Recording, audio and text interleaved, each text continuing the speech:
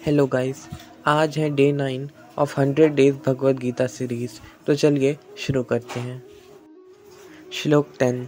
तमुवाच ऋषिकेश प्रहसन्निव भारत सेनयोरुभयोर्मध्ये विषेदन्तमिदं वच।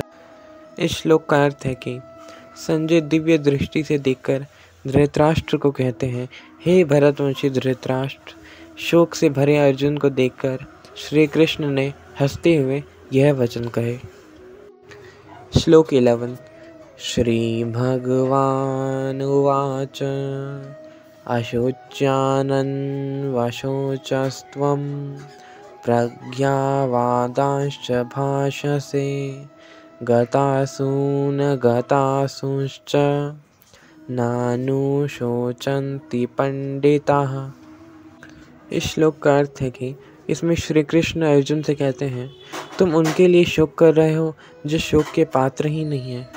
फिर वो कहते हैं, बुद्धिमान लोग ना तो जीवित प्राणी के लिए शोक करते हैं और ना ही मृत प्राणी के लिए। श्लोक 12। न त्वेवाहं जातुनासं न त्वं नेमे जनाधिपः न चैव न भविष्याम सर्वे वयमतः परम्।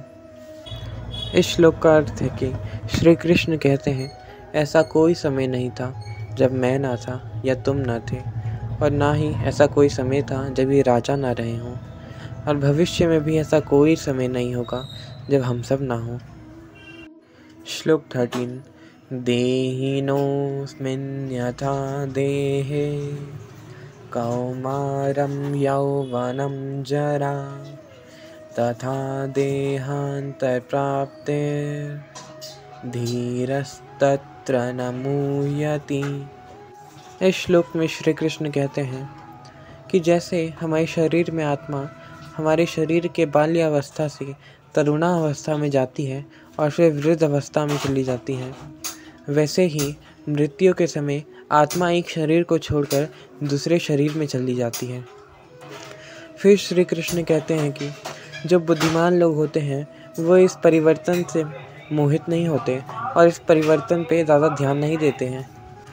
यहाँ पे श्री कृष्ण कहना चाहते हैं कि परिवर्तन तो प्रकृति का बदलाव है, परिवर्तन तो हर चीज़ में आता ही है, इसलिए हमें इससे ना तो खुश होना चाहिए और ना ही दुखी।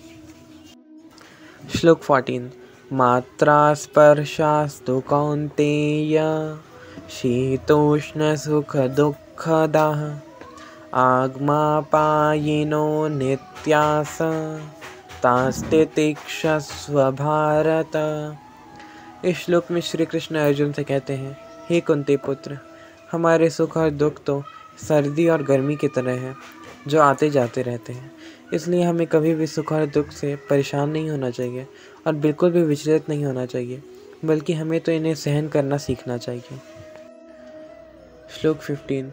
यम हि न व्यथयन्त्येते पुरुषं पुरुषर्षभ समदुःख सुखं धीरं सोमृतत्वाय कल्पते। इस श्लोक में श्री कृष्ण अर्जुन से कहते हैं, हे पुरुषों में श्रेष्ठ अर्जुन, जो मनुष्य सुख तथा दुख में विचलित नहीं होता और इन दोनों परिस्थितियों में स्थिर रहता है, वह वास्तव में मुक्ति का पात्र है। श्लोक 16। नासतो विद्यते भावो ना भावो विद्यते सतः उभयोरपि दृष्टोऽन्तस्त्व नयोस्तत्त्वदर्शिभिः।